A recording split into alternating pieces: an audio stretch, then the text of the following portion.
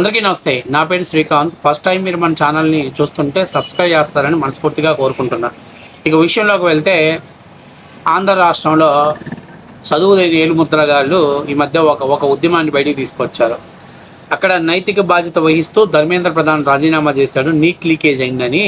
మరి ఆంధ్రప్రదేశ్లో DSC leakage అయింది కదా, డిఎస్సి అవకతవకలైంది కదా, మరి లోకేష్ నువ్వెప్పుడు రాజీనామా చేస్తావు అని చెప్పేసి ఇందులో వైఎస్ఆర్సీపీ పార్టీకి సంబంధించినటువంటి దంసపు గాళ్ళు, ఏలుముద్రగాళ్ళు, అట్లాగే చదువులేని సన్నాసులు, అంటే అన్నీ అదేలే, దంసపు గాళ్ళన్నా, ఏలుముద్రగాళ్ళన్నా, చదువులేని సన్నాసులన్నా, అలాగే జగన్మోహన్ రెడ్డి ఇచ్చే ఎంగిలి మెతుకులకు ఆశపడే ఊర కుక్కలు. నేను ఈ మాట ఎందుకు మాట్లాడుతున్నానంటే, ఇప్పుడు నేను నీకు ఓవర్ యాక్టింగ్ చేసేటువంటి ఒక లఫుట్గాని చూపిస్తా. నేను నిన్న దాకా అతను మాలేశాడు, అందువల్ల నేను మాట్లాడదలుచుకోలేదు. కానీ ఇప్పుడు పాపం దీక్ష విరమించాడు. ఇక వాడికి రోస్టుడు ఎలా ఉంటుందో చూపిస్తాను నేను. సో ఒకసారి ఈ కారు కోతల వెంకటరెడ్డి గారు, అంటే జగన్మోహన్ రెడ్డి 100 రూపాయలు డబ్బులు వేస్తే అందులో 80 రూపాయలు చీప్ లిక్కర్ కొనుక్కొని 20 రూపాయల్లో 10 రూపాయలకి గ్లాసు, అలాగే ఏదైతే స్టఫ్ కొనుక్కొని తినేటి స్టూడియోకి వచ్చే మురిగే ఈ లోఫర్ నా కొడుకు కూడా నారా లోకేష్ గారి గురించి, చంద్రబాబు నాయుడు గురించి ఏం మాట్లాడుతున్నాడు చూసి, వీడు మాట్లాడిన దానికి మనం ఫుల్ ఫ్లడ్జ్డ్గా బాగా స్టడీ చేసి ఉన్నా కౌంటర్ ఇద్దాం. ముందు ఫస్ట్ ఆఫ్ ఆల్ వీడు ఏం మాట్లాడుతున్నాడో ఒకసారి చూడండి.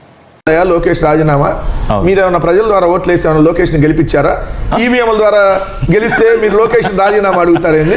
అసలు మీకు రాజీనామా అడిగే నైతికత ఉందా?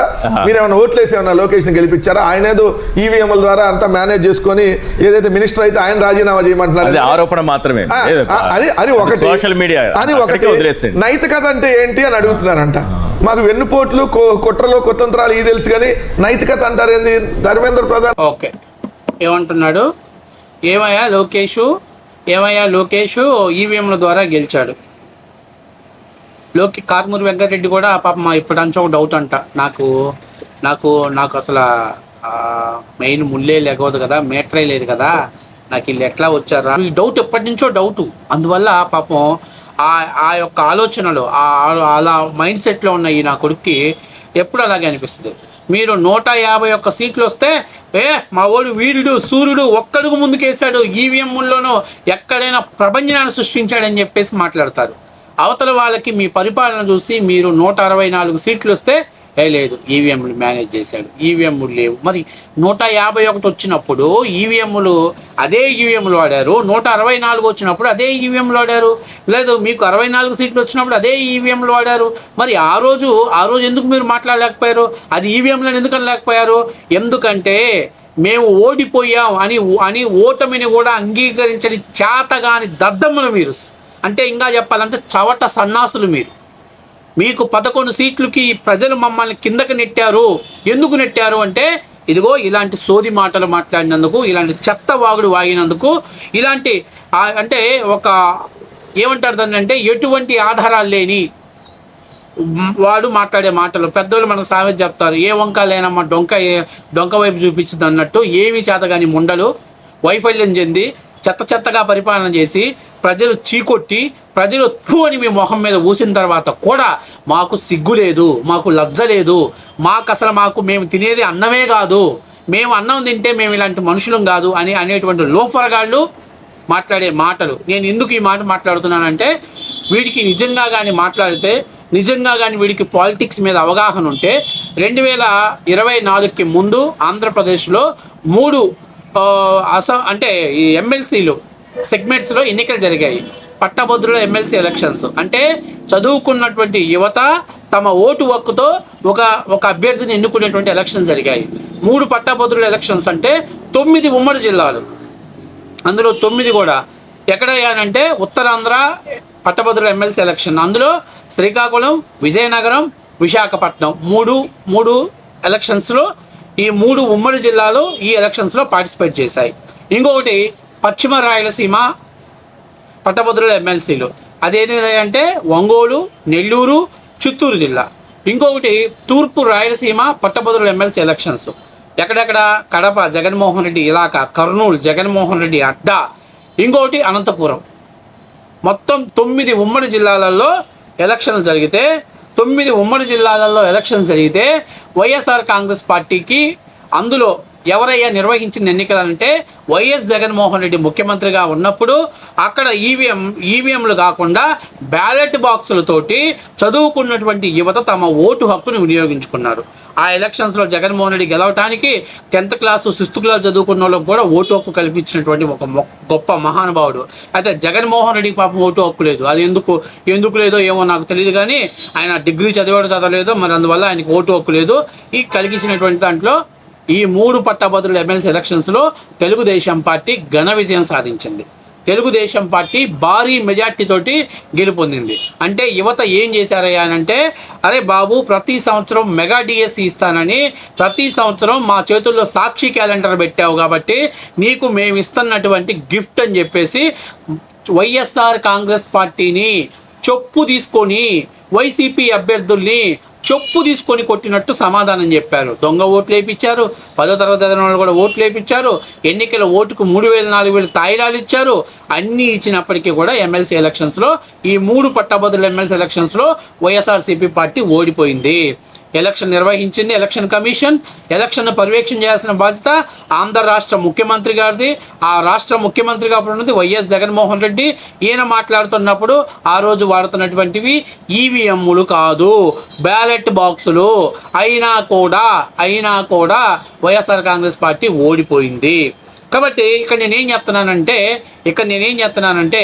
కడుపుకి అన్నం తిన్నోళ్ళు అయితే వీడి కారుమూరి వెంకటరెడ్డి గారు అన్నం తినట్లేదు నాకు తెలుసు. వీడు అన్నం తిన్నోడైతే వీడు నిజంగా కానీ సిగ్గుచరం ఉంటే వీడు ఆ బ్యాలెట్ బాక్సులు నిర్వహించినటువంటి 3 పట్టభద్రుల ఎమ్మెల్సీ ఎలక్షన్స్ మనం ఎందుకు ఓడిపోయాం, 9 ఉమ్మడి జిల్లాలలో యువత మనల్ని ఎందుకు చెప్తూ కొట్టారు అనేది ఆలోచన చేసుంటే ఇలా సాక్షిలో కూర్చొని ఇలాంటి చెత్త కోతలు, రోత మాటలు, ఇలాంటి ఎగుడు కొట్టే మాటలు, ఇంకొక వ్యక్తులను రెచ్చగొట్టే విధంగా మాట్లాడు.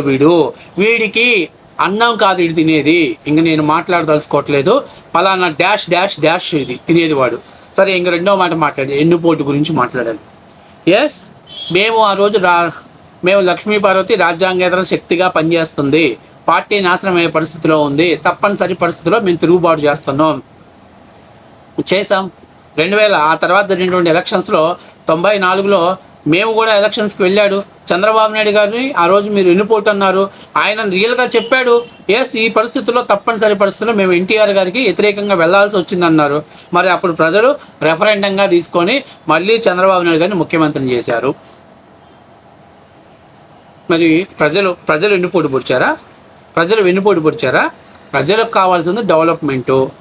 ఏదైతే చంద్రబాబు నాయుడు చేసింది రైట్ అని ప్రజలు భావించారు కాబట్టి ఆయనకి 94లో ఆయనకి మళ్ళీ ముఖ్యమంత్రిగా అవకాశం ఇచ్చారు.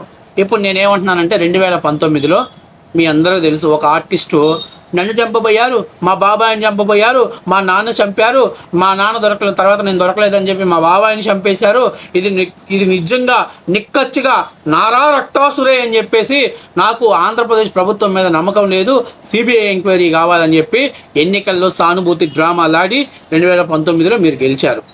వివేకానంద హత్య కేసుని సింపతి కార్డుగా మీరు వాడుకున్నారు. 24లోకి వచ్చాక ఏమైంది? ఆ వాడిన గొడ్డలు చంద్రబాబు నాయుడు కాదు, నారా లోకేష్ కాదు, ఆదినారాయణ రెడ్డి కాదు, ఇంట్లో వాళ్ళేనని సిబిఐ తేల్చింది. అవినాష్ రెడ్డిని అరెస్ట్ చేయబోతుంటే మా అమ్మ హాస్పిటల్లో ఉంది, మా అమ్మ పక్కన నేను లేకపోతే మా నాన్న కూడా జైల్లో ఉన్నాడు.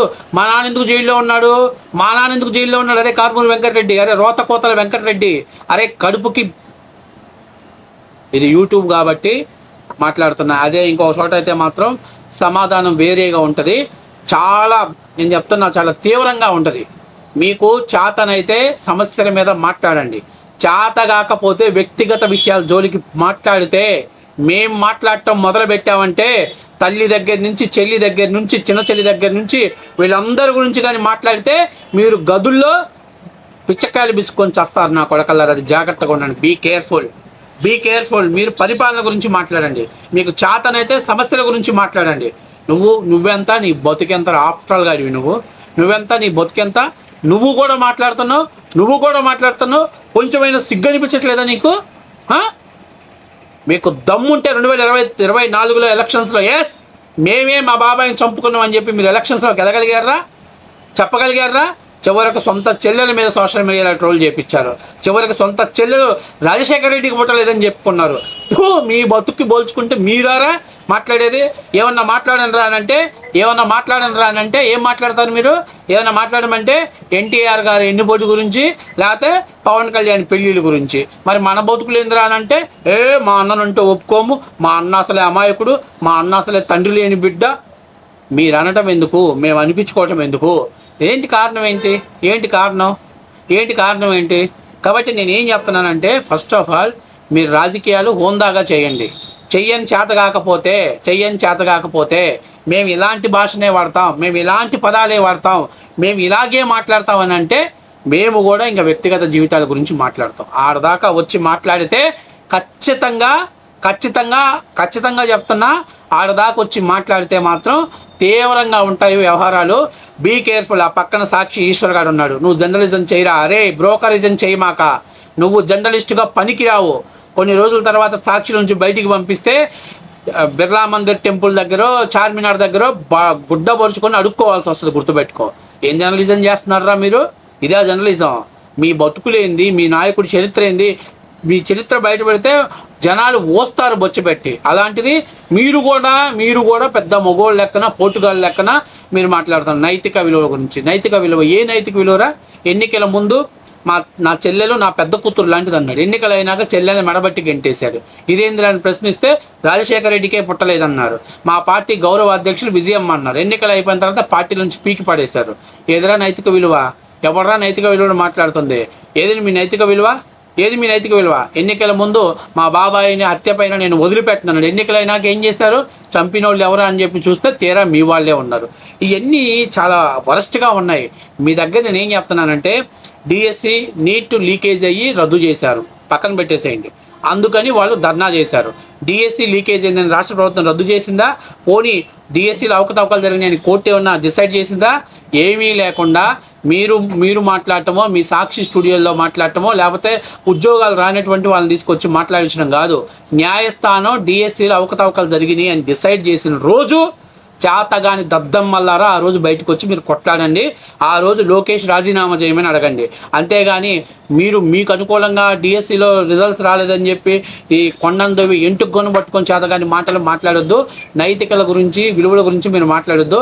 ఇంకో మాట చెప్పావు ఏంటి, సత్యం రామలింగరాజు గురించి చెప్పావు. జగన్మోహన్ రెడ్డి తండ్రి రాజశేఖర రెడ్డితో చేతులు కలిపిన తర్వాతనే సత్యం రామలింగరాజు జైలు పాలయ్యాడు. అది గుర్తుపెట్టుకో. జగన్మోహన్ రెడ్డితో చేతులు కలిపిన ఐఏఎస్లు, అలాగే పారిశ్రామికవేత్తలు జైలుకి వెళ్ళారు. అది గుర్తుపెట్టుకో. చంద్రబాబు నాయుడు గారి రాజకీయ జీవితంలో ఈ రోజుకి కూడా ఒక్క వ్యక్తి కూడా జైలుకి వెళ్ళిన సందర్భాలు లేవు. అంత పారదర్శకత పనిచేసాడు. గుర్తుపెట్టుకో. మీరు పర్సనల్ విషయాలు మాట్లాడతారా? రండి, ఓపెన్గా మాట్లాడుకుందాం. మీరు కూడా జగన్మోహన్ రెడ్డి గారి దగ్గర నుంచి పర్మిషన్ తెచ్చుకోండి. సార్, మేము వాళ్ళ పర్సనల్ విషయాలు మాట్లాడుతున్నాం, మేము కూడా వాళ్ళు కూడా మన పర్సనల్స్ మాట్లాడతారు, దీన్ని మనం ఏది ప్రజలు నమ్ముతారు తప్ప నుంచి మనం పోవద్దని చెప్పండి. బరాబర్ రేపు నుంచి పర్సనల్గా మాట్లాడుకుందాం. అప్పుడు ఆ తర్వాత మీ విలువ ఏందో, మీ పవర్ ఏందో, మీ స్టామినా ఏందో అర్థమైద్ది. లేదు పరిపాలనా విభాగంలో ఉన్నటువంటి వాటి గురించి మాట్లాడదామంటారా? రండి, డెఫినెట్లీగా దాని గురించి మనం మాట్లాడదాం. కాబట్టి ఇక్కడ నేనేం చెప్తున్నానంటే, అరే కారుమూరి వెంకటరెడ్డి, ఇలాంటి రాజకీయాలు చేసే బదులు ఇలాంటి పదాలు వాడే ముందు ఫస్ట్ ఆఫ్ ఆల్ మనమేంది, మన బతుకేంది, మన చరిత్ర ఏంది, మనం ఎక్కడి నుంచి వచ్చాం, పందికి ఏం తెలుసురా పన్నీరు వాసన, పెంట కుప్పలో పెరిగేవాడికి దానికేం తెలుసురా రోజా పువ్వు సువాసన. కాబట్టి నేనేం చెప్తున్నానంటే, ఫస్ట్ ఆఫ్ ఆల్ మీ బతుకులేందో, మీ చరిత్ర ఏందో చూసుకొని వచ్చి మాట్లాడితే బాగుంటుంది. ఆ ఈశ్వరకు కూడా అదే చెప్తున్నా. ఇంకొకసారి ఇలాంటి సొల్లు వాగుడు, చెత్త వాగుడు వాగితే మాత్రం సమాధానం వేరేగా ఉంటుంది. గుర్తుపెట్టుకోండి.